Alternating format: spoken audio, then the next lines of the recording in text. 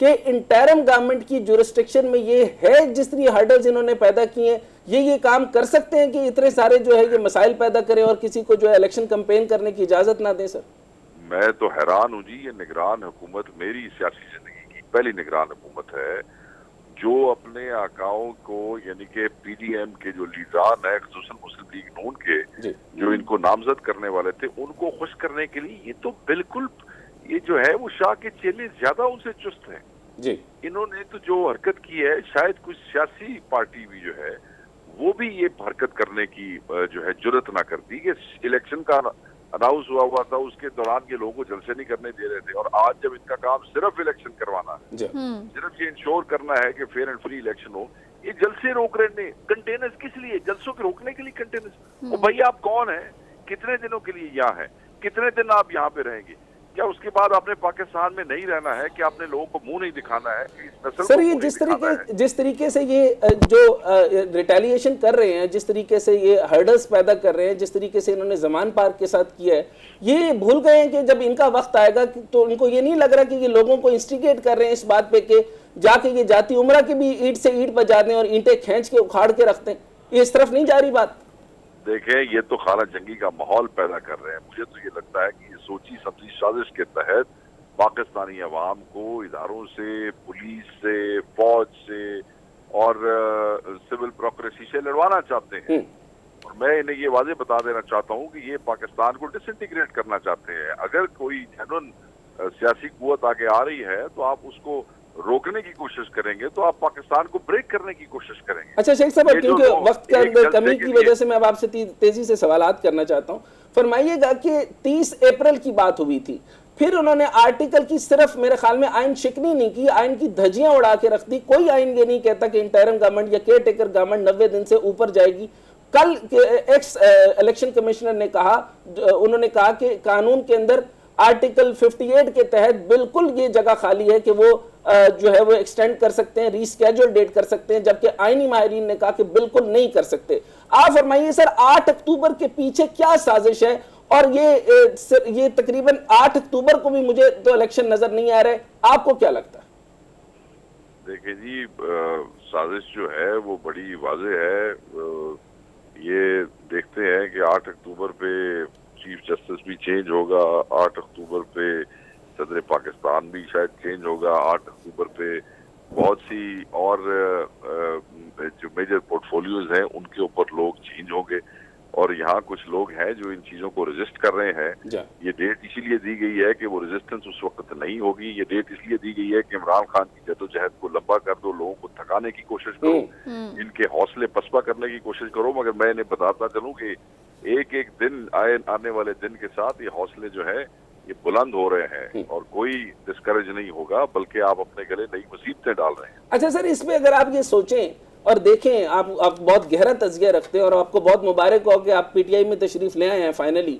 अब ये फरमाइए कि सर आर्टिकल 46 में उन्होंने कहा, वजीर आजम को ये कहा जा रहा है, जब ये आरिफ अलवी साहब ने खत लिखा है उसमें ये कह रहे हैं कि आर्टिकल 46 के तहत, रूल ऑफ बिजनेस के तहत सदर के साथ कोई बामानी मुशावरत की जरूरत नहीं। और इसके ऊपर कहने का मकसद ये है कि वजीर आजम ये कह रहे हैं कि मैंने जो करना है मैं करना है, आप सिर्फ इंटाइटल्ड है सदारत के ऊपर, तो आराम से बैठे, आप हमें कोई मुशावरत ना दें। इसको आप किस नजर से देखेंगे सर? मैं ये देखता हूँ कि वो कहते हैं कि सुजियां हो जान गलियां ते विच मिर्जा यार फिरे, ना सानू को पूछण वाला होए ते ना दसण वाला होए। तो सदर इन्होंने रखा हुआ है सर? सदर होता है या रखा होता है? नहीं, बस सदर तो होता है ना जी। रखा इन्होंने क्या रखा हुआ है कि इनके वोटों से तो नहीं बना सदर। सदर तो इनकी पार्टी को हरा के बना था सदर। तो ये कौन है रखने वाले सदर? लेकिन हेड ऑफ स्टेट है, जाहिर है, लेकिन इनकी जानिब से ये बयान दिया गया है कि यकतरफा और प्रेस रिलीज है जो उनका खत है सदर साहब का। बस मैं इन्हें क्या कहूँ, इन लोगों को अकल नहीं आ रही। अच्छा सर, अब ये बात दुरुस्त हो गई। सर अब एक बात ये है कि मेरा जो है वो एक जो हमेशा से क्रिटिसिज्म रहता था वो मेरा ख़त्म कर दिया, बल्कि अब यूँ समझ लें कि मेरी तशवीश का इजहार था कि खान साहब जलसे के अंदर सिर्फ जो है वो गुफ्तगू फरमाते हैं लेकिन मंशूर की बात नहीं करते। लेकिन कल के जलसे के अंदर उन्होंने पूरे मंशूर की बात की। मैं चाहता हूँ कि उसकी तशरीह आपसे लूँ।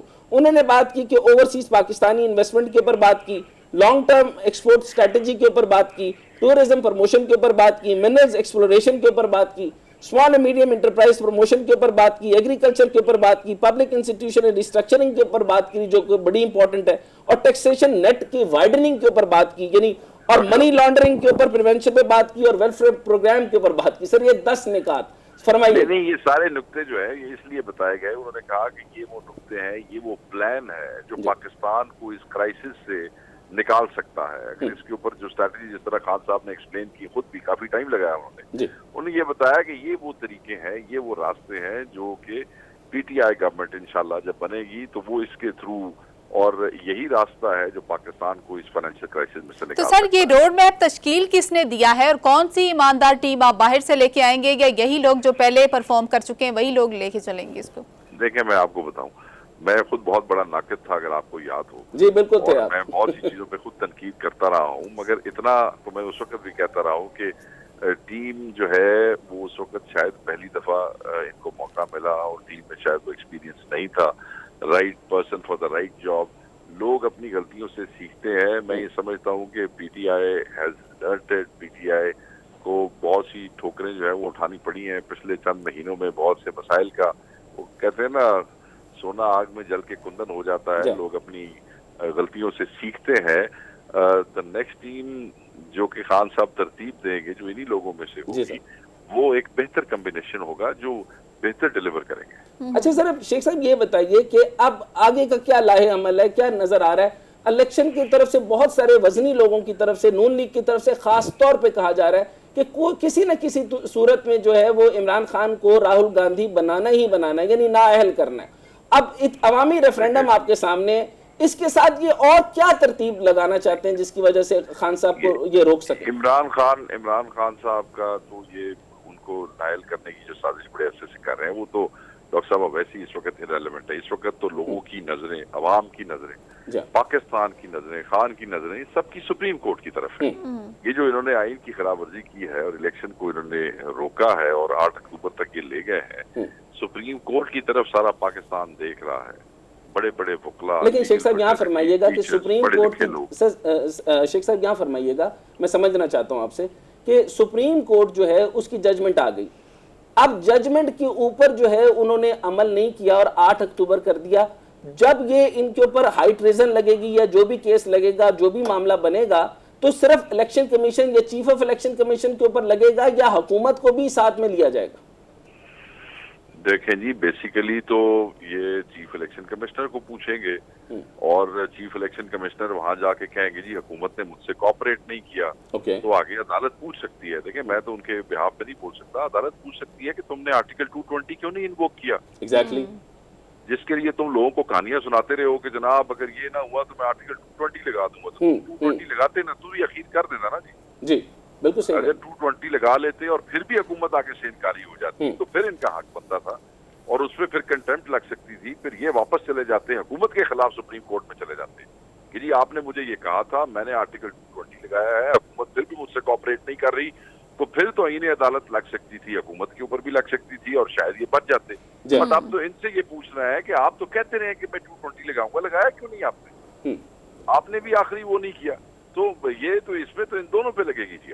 अच्छा सर, आर्टिकल 204 तो बड़ा क्लियर है, और इसके बाद मुझे एक और बात ये बताइए कि ये जो इंटरिम गवर्नमेंट है 90 दिन मुकम्मल करती है, आपका एक पूरी तारीख रही है, आपको कैसा लगता है कि 90 दिन के एक दिन ज्यादा ये रह सकते हैं? क्योंकि कई लोगों ने ये कहा, जो इनके लोगों ने कहा है। जी सर, डॉक्टर साहब इन्हों का की मैंडेट है, केड़े खाते से केड़ी अकाउंट नहीं सर, उन्होंने कहा कि प्रोलॉन्ग करेंगे जब तक इलेक्शन नहीं होगा 8 अक्टूबर तक। क्यों? देखें जी, नहीं होगा, ये इलेक्शन ना कराएं, आगे हालात बनाते रहेंगे। तो 2 असेंबलियों के इलेक्शन है, कोई कौमी असेंबली का इलेक्शन तो नहीं है। भी ਤੁਹਾਨੂੰ ਲਿਆਂਦਾ ਇਲੈਕਸ਼ਨ ਕਰਾਉਣ ਵਾਸਤੇ ਹੈ, ਤੁਸੀਂ ਇਲੈਕਟਡ ਹੋ, ਤੁਸੀਂ ਕੋ ਟੈਕਨੋਕ੍ਰੇਟ गवर्नमेंट हो, ਤੁਸੀਂ को नेशनल गवर्नमेंट बन गए हो, bloody hell you are just a निगरान हुकूमत। सर कहा जा रहा है कि मोहसिन नकवी ने आना ही नहीं था अगर जब तक 3 साल की हुकूमत ना होती, तो इसका मतलब है इनके ज़हनों के अंदर बड़ा जबरदस्त फतूर चल रहा है।